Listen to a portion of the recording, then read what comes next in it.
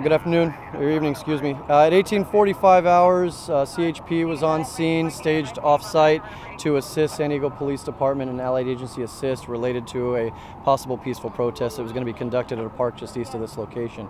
At approximately 1845, the crowd began to move in a westerly direction on University Boulevard, approaching the 15 freeway.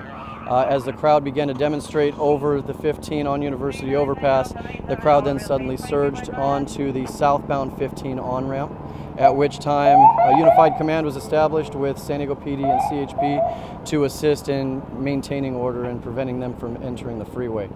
We were successful at that venture. However, the crowd then re-entered University and entered the freeway on the northbound on-ramp to 15 from University, at which time occupying lanes of traffic in the northbound lanes. They occupied traffic for approximately 30 minutes, at which time San Diego PD and San Diego CHP were successful in moving them to the northbound 15 off-ramp to University, at which time the crowd then was moved easterly back to the park of its original origin. At this time, I can give you the update now that the location has seemed to move to El Cajon Boulevard at this time, which you can hear in the background. We're shifting assets to now. Arrests? There was at least one arrest by San Diego PD that I witnessed. However, CHP didn't make any arrests at this time. Onlookers say they heard rubber bullets were fired. No rubber bullets were fired. I did personally see bottles thrown at law enforcement in several of the locations, but no lethal force or less lethal force was utilized that I know of. Anybody injured? Not that I know of at this time. Okay. Xavier McGregor, Xavier, McGregor. And are you with any specific organization you'd like credited to? InPDUM. It's the International People's Democratic Uhuru Movement. Uhuru is a Swahili word. It means freedom. And how did things go tonight? There was no violence, no one, burning cars or anything. Police seemed to keep their distance. How did things go with you? Is this how a protest should go, do you think? We actually came in solidarity and support. We saw many brothers and sisters in the street, and our main goal was to keep people safe out there, to keep them unified, to keep them organized. We really, started in City Heights. We blocked off the freeway. We continued to march from City Heights westward, and then westward we marched south all the way to downtown. We walked through the gas lamp and we arrived here in the halls of justice, and we made our voices and our presence known, our statements loud and clear. But we know that this is not the end, that this is just the beginning, and this is only a way that we're going to bring people into awareness around this issue.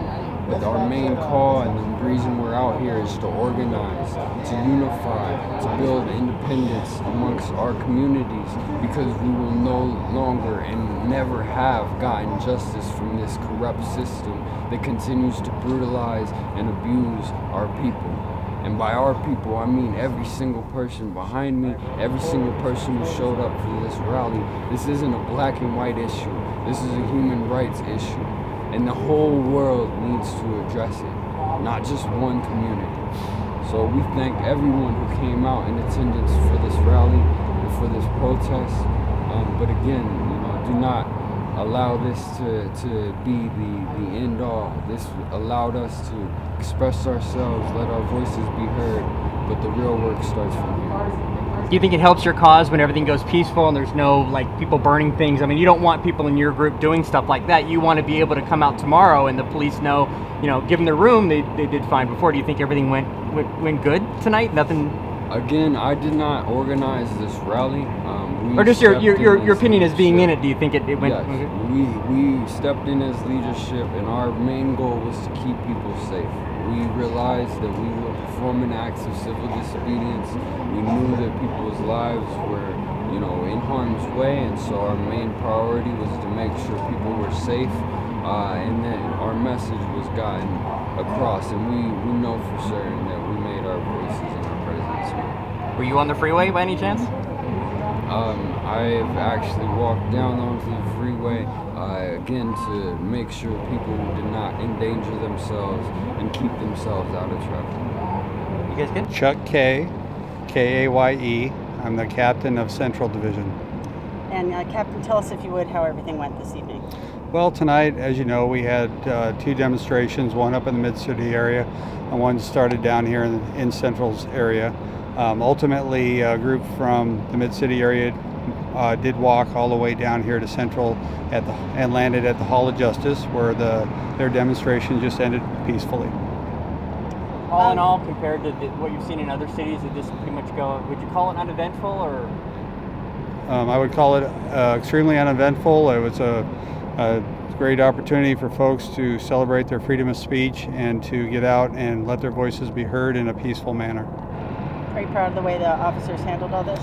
San Diego Police Department has a great reputation of being extremely patient and accommodating when it comes to the freedom of speech and demonstration in the city, and our officers did an exceptional job. In any way, did this put stress on other areas of the city? Well, of course, anytime you have an incident like this, you're going to have to draw resources from throughout the city to manage it effectively, and all those that were involved did a great job.